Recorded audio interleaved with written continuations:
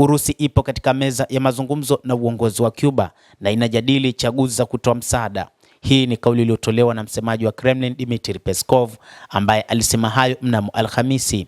Amesema, tuko kwenye mazungumzo ya mara kwa mara na uongozi wa Cuba na bila shaka tunajadili jinsi ya kusaidia kisiwa hicho katika hali ngumu kama hii, Peskov aliwaambia waandishi wa habari. Urusi inaendelea kudumisha mawasiliano na uongozi wa Kremlin.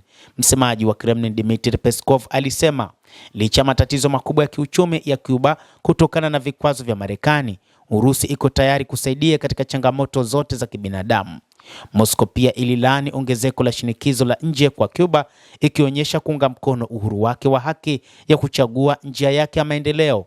Wizara ya mambo ya nje ya Urusi ilikiri kuwa mapambano ya Cuba ni matokeo ya moja kwa moja ya vikwazo vya Marekani na ikathibitisha tena mshikamano wa Russia na watu wa Cuba. Ikumbukwe kwamba ni Urusi ambayo iliweka wazi kwamba itahakikisha inaipatia mafuta pamoja na mifumo yote ya nishati nchi hiyo ya Cuba ambayo imekuwa na mivutano ya muda mrefu na Marekani. Rais wa Marekani alitangaza katika siku za hivi karibuni kwamba huenda akauangusha moja kwa moja utawala wa Cuba. Hata hivyo, rais wa Cuba Miguel Diaz-Canel amesema taifa lake lipo tayari kwa mapambano dhidi ya taifa hilo la Marekani. Cuba itatetea kwa uthabiti uhuru wake huku ikiendelea kuwa tayari kwa mazungumzo sawa na nchi yoyote duniani. Hii ni kauli iliyotolewa na waziri wa mambo ya nje Bruno Rodriguez Parilla, ambaye amezungumza hayo siku ya jana Alhamisi. Serikali na watu wa Cuba watatetea kwa dhati uhuru wao, na wakati huo huo watakuwa tayari kila wakati kwa mazungumzo mazito juu ya masharti sawa na kanuni za kuheshimiana na nchi yoyote ulimwenguni, Parilla alisema katika mkutano wa spika wa baraza la juu la Urusi Valentino Matvienko. Cuba inapigana kwa uthabiti dhidi ya kizuizi cha nishati ambacho kimezidi kuwa kibaya zaidi kufuatia agizo la rais wa Marekani Donald Trump, waziri huyo aliongeza.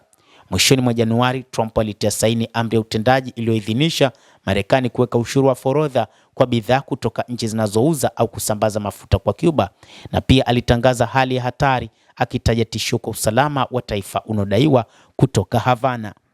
Mtazamaji wa The World News, nchi ya Cuba ipo katika hali ngumu kiuchumi na inapitia nyakati ngumu kutokana na vikwazo vilivyowekwa na Marekani. Marekani imeapa kwamba lazima iuangushe uchumi wa Cuba, lakini pia imesema kwamba lazima ihakikishe kwamba hakuna taifa ambalo litaipa Cuba mafuta. Cuba ambayo ilikuwa ikipata mafuta kutoka katika taifa la Venezuela sasa inayakosa mafuta hayo kutokana na namna ambavyo Marekani imemkamata Rais Nicolas Maduro na kwamba imezuia mafuta hayo kuifikia Cuba.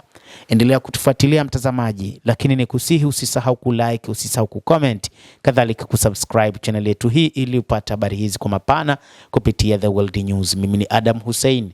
Endelea kuwa nasi wakati wote, endelea kutufuatilia ili uyajue mengi yanayojiri katika ulimwengu.